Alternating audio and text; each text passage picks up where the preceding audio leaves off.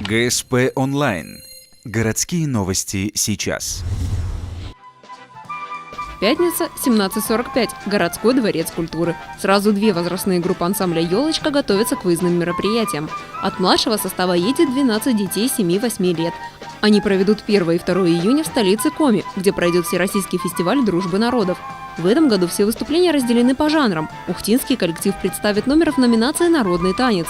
Для важной поездки выбрали номер «Белорусский танец», повествующий о жизни села и о том, как люди из мирной жизни отправлялись на войну. Премьера постановки состоялась 9 мая.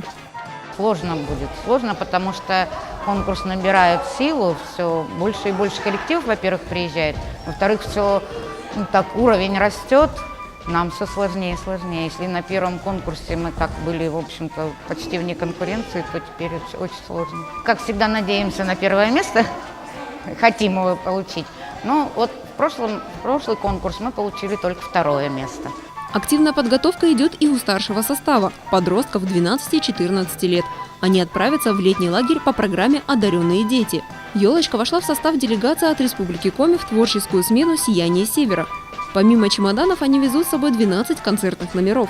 Для ухтинского коллектива запланировано несколько выступлений в Краснодарском крае, в том числе 4 концерта в Анапе.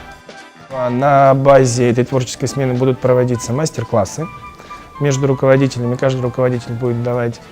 Я буду давать мастер-классы по коми-национальному танцу и по мужской народной хореографии. То есть это обмен опытом среди коллективов. Ну и, естественно, это багаж и опыт приобретения, как в любой поездке, когда смотришь, когда видишь, обмениваешься опытом и все остальное. Руководитель ансамбля также отмечает, что его коллектив заметно вырос. Теперь «Елочка» может без вреда для себя участвовать в нескольких мероприятиях одновременно. Младший состав готовится к поездке в Сыктывкар, старшие ребята в Анапу, а взрослые репетируют номера к общегородским мероприятиям.